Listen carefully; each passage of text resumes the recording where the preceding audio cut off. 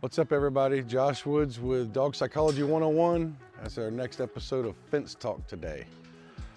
It's going to be about tail wagging and the different meanings and what to know about tail wagging, because the common knowledge is typically a wagging tail means positivity, happiness, friendly. Not always the case.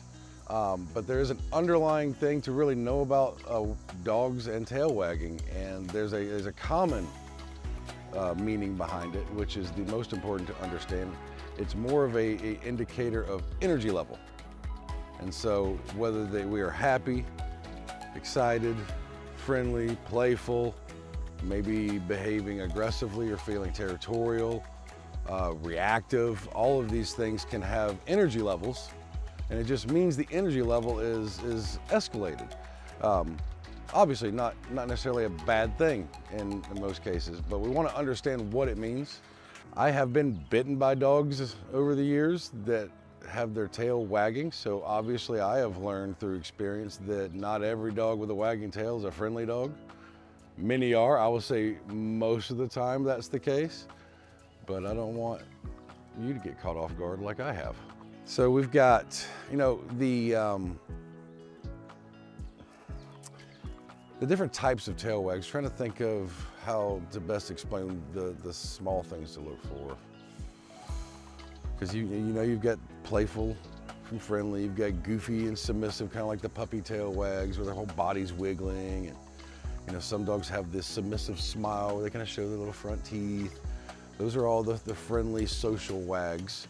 But you may see more commonly, let's say, two dogs meeting each other for the first time, and you see a lot of stiff body language, and they're kind of posturing, their chest is out, or their head's up high, their tail is up really, really high. One of the red flags I normally look for, it just means I need to pay more attention to what's going on, is when a dog's tail is up as erect as it can be. It's kind of like angled over their back, especially if they've got that little curvature to their tail. That is normally a potential, it's a high potential that's a more dominant or confrontational state of mind. It can be hard to read with dogs because sometimes when they are about to break into a play session with each other, it looks very similar to maybe they're going to fight, maybe they're going to play.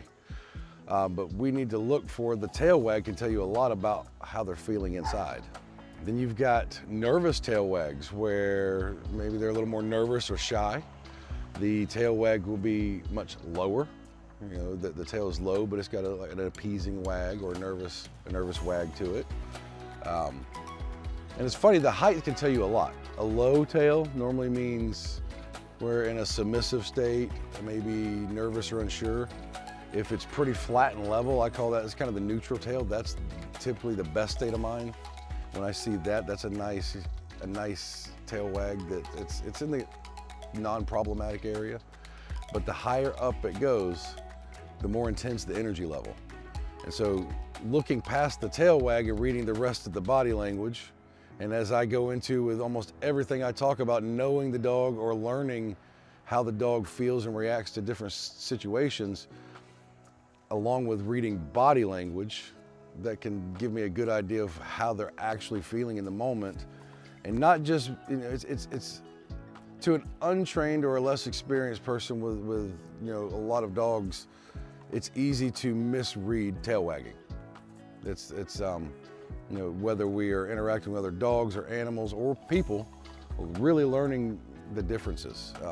And with me, I'm always going to talk so much about kind of taking a second to mentally detach, or maybe even physically step back and look at the whole picture, thinking about the dog individually and the situation we're in. How do they generally feel in these situations? Are they comfortable? Are they not?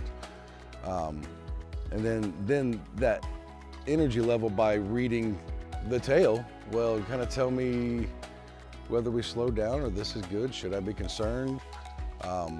This is a big part of what I do when the dogs come here. It's, but I will say, I've seen this so many times. People think that everything's okay when the dog's tail is moving. It's just not always the case. And so lots of different types of tail wags. There is another really cool study done, and I believe the reports came out in 2007. There's some researchers out of Italy, Italian researchers, that did a study on tail wags in dogs. And according to their studies and results, a wag to the left indicates anxiety, and a wag to the right is happiness. And so that's a pretty interesting fact to know. With everything we discussed earlier, you know, I still believe position up, down, and just knowing that there's energy involved, but that's another great example of how to determine what kind of state of mind that the dog is in, and maybe the way or the intensity of the wag probably has something to do with the level of happiness or anxiety or nervousness. So the New York Times did put out an article discussing this study. If you check out the link over here, we'll have a link to that study. And you know, please check out further content. Don't forget we have a Patreon channel. Like, subscribe, and if you like to show some support, leave some comments, questions. You know the deal. See you next time.